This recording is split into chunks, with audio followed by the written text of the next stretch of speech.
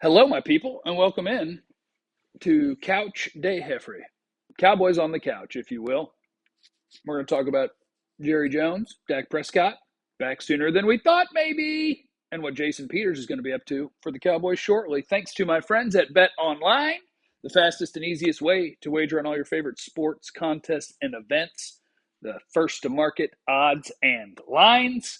And this could affect some Cowboys lines if old Dacky Poo is going to be back sooner than thought. You get reviews and news for every league: MLB, NFL, NBA, NHL, combat sports, esports, even golf. BetOnline's got you covered. They're the top online resource for all your sports information, live in-game betting, props, futures. Head on over there today or use your mobile device to join. Make your first sports bet. Use our promo code BELIEVE50, BLEAV50, to receive your 50% welcome bonus on your first deposit. BetOnline, where the game starts. I'm going to start by asking the chat here as we're doing Cowboys on the couch. Do we believe Jerry Jones? That's question number one for you, is do we believe Jerry Jones? Because there are things that happen when people get hurt and they're going to miss a bunch of time, and one of those things is they go on injured reserve. You know why?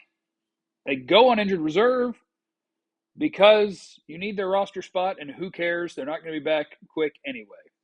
In the case of Dak, he should be going on injured reserve. He's going to miss 6 to 8 weeks.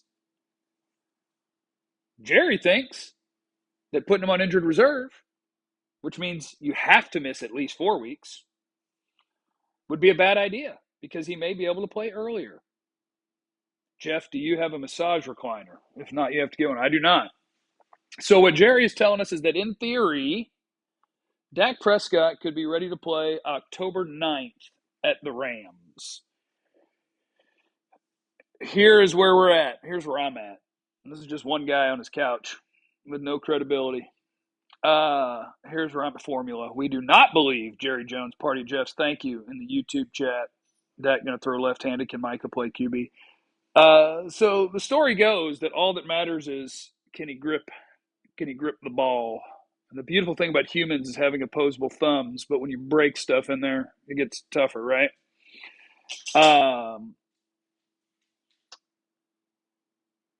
Will he be able to grip the ball? That beard looks awesome. It's just facial hair. Will he be able to grip the ball?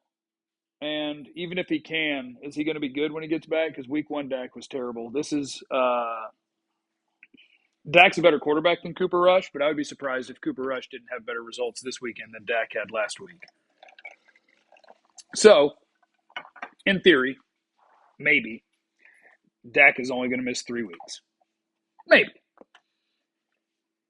There's a part of me, a part of my brain, that says Jerry knows that if Dak is going to miss 6 to 8 weeks, the Cowboys fan base is going to check out.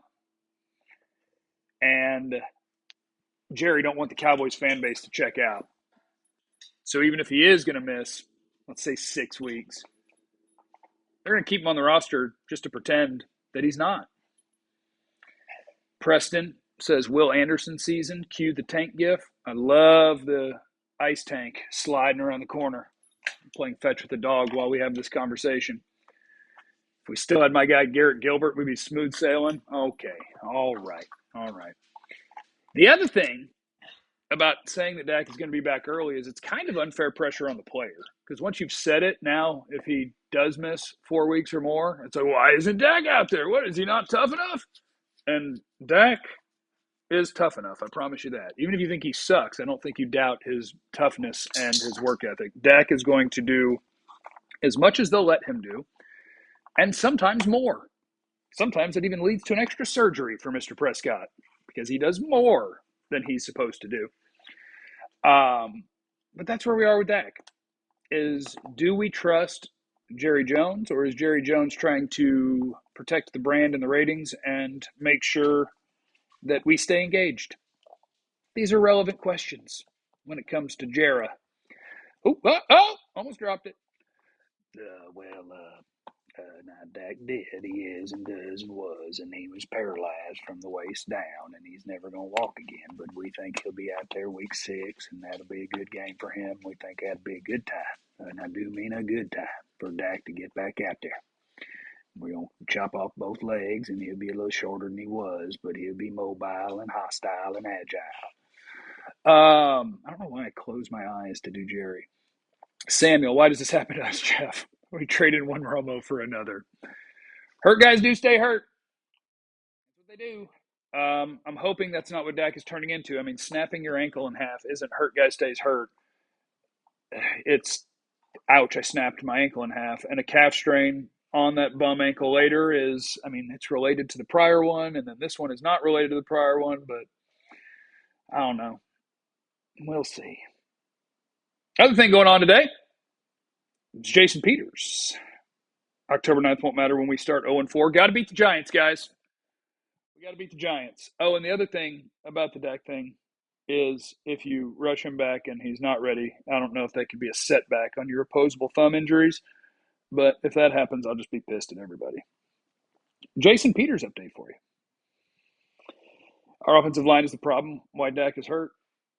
Kellen Moore yesterday, Cowboys offensive coordinator, who I know everybody loves. You guys all love Kellen Moore. Tell me how much in the chat. Hit the like button, by the way.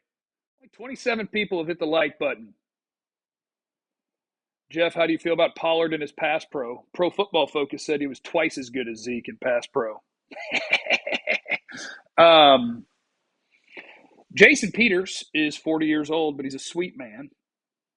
And I hope he's ready this week. But whenever he's ready to go, Jason Peters is going to have to get in there and try to help this offensive line at one position or another. And if we take the words of Jerry Jones today and the words of Kellen Moore yesterday, Kellen basically said, if we can't snap the ball without committing a penalty, we will need to have someone else go in the game. Did you delete the video that went off the chain? No.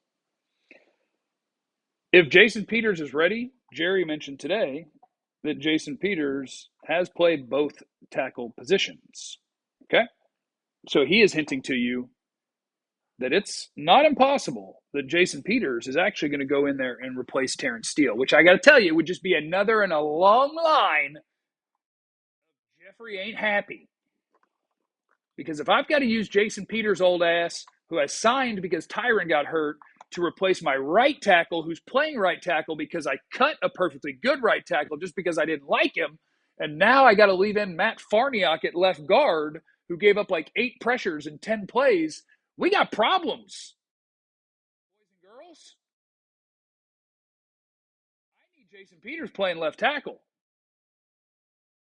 so that Tyler Smith can play left guard, where he'll be better. Biotish actually played okay. Then I've got Martin, and I need Steele to not commit 4 penalties because I don't got time to be replacing Terrence Steele. I need to replace somebody else. You missed my super chat? Well, let me go find it. Lucky Clay, let me go find it. I can scroll. I'm a scrolling man. Here we go. If Cooper Rush goes undefeated, what do we do? Oh, hell. I don't think Cooper Rush has the ability to hot hand Dak. Although, this is coming from a noted Dak lover. Dak hasn't played consistently good football. He's had a couple of good games, but Dak hasn't played consistently good football since he strained his calf. Farniok didn't play well, Kyle. I apologize for having to tell you this. I know some people got their hopes up for him in the preseason. Farniok got his butt kicked when he got in there. Where did I go? I forgot my ADHD medication today. What was I talking about? Welcome to the experience of my broadcasts, where I forget what I'm talking about pretty much constantly.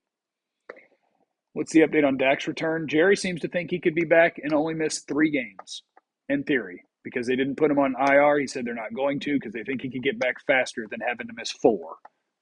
So I'm going to say he played 3. Tyler Smith played as well. Yeah, I think Tyler Smith played okay. He was not disappointing for the situation that he was put in, but I also think he'll be even better as a guard. Oh, you're talking about Cooper Rush going undefeated and Dak being consistent since the calf strain. Yeah. So, no, Cooper Rush isn't good enough to take Dak Prescott's job, the end. But even for Dak lovers like me, now you're into a sample size where it's like, well, after the calf strain last year, he didn't play well. And I give him the benefit of the doubt because it was a calf strain following a catastrophic ankle thing, and then it was just like, okay, we're just not on track now. We need a break here. We need to get healthy. And he got healthy, and we're ready to rock.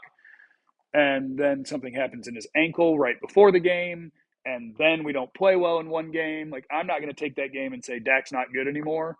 But I'll put you on Dak Watch, where it'll be relevant. How does he play the rest of this year? It'll be relevant. At least I know Cooper Rush is going to try and press down the field. No, I'll tell you who's going to press down the field. Will Grier. Will Grier. That dude will sling the ball down the field. He don't give a crap. Breaking his throwing hand is serious. What are the odds he can throw accurately this year? I would think pretty good, but I don't know that it's going to be in 3 weeks. We got to go beat the Bengals. You just need Joe Burrow to turn it over 6 times against the Cowboys, or is it just 5? Is it just 5? If Cooper Rush wins the next 5 to 6 games, you can't tell me you're going to put Dak. You know what? You might be right, but I also don't think that's a realistic scenario. Although I don't know if I thought it was a realistic scenario when Dak went in, that he was going to win every freaking game. CeeDee Lamb, 426 yards, no touchdowns his last 9 games. Yeah, but CeeDee Lamb in 2 years in the NFL as a 21-year-old and a 22-year-old has 2,000 yards. Like, CeeDee Lamb's a good player. We can't just take everyone's week run results and say they suck. There's good players on this team, and CeeDee Lamb's one of them. Alec in the super chat, hey, Jeff, I totally agree with you. They botched the offensive line. It's a mess, but don't you think it may be smart to just let Tyler Smith play left tackle to gain experience for the future? I don't know, because I'm actually of the opinion that if you left Tyler Smith at left guard for the rest of his life, that he'd be awesome at it. And maybe you could just find a different left tackle.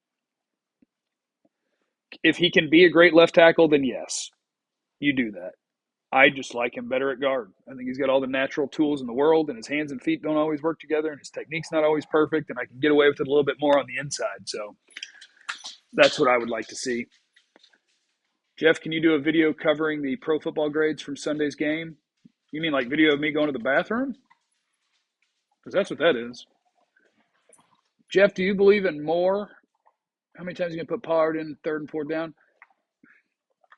I'm torn on Kellen Moore. I think people who think that Kellen Moore sucks are crazy, because you don't have a top 5 offense every year that you have a healthy quarterback if your offensive coordinator sucks. But I do think other coordinators do a better job of getting their best weapons into more favorable matchups more often. There's a balance there, because Kellen was also limited, as Devin White said after the game. Kellen's also limited because the other team knows that their team's offensive line is beat up and that they don't have the weapons. So we can jump the quick stuff because that's what's going to be coming. So there's that. My dog's growling at me to keep throwing things. So I love you guys, and I hope that you have a great day. I just wanted to pop on and say hi, give you all the things, okay? Remember, by the way, I booked a therapist appointment for tomorrow. I found a guy who has a spot open tomorrow. And he only takes checks and cash. Do you guys think this means that he's not reporting his income, or that he's just a real old therapist? And I don't know. Either way, you guys remember, you have no idea what anybody's going through, so be cool to everyone. I love you. Goodbye.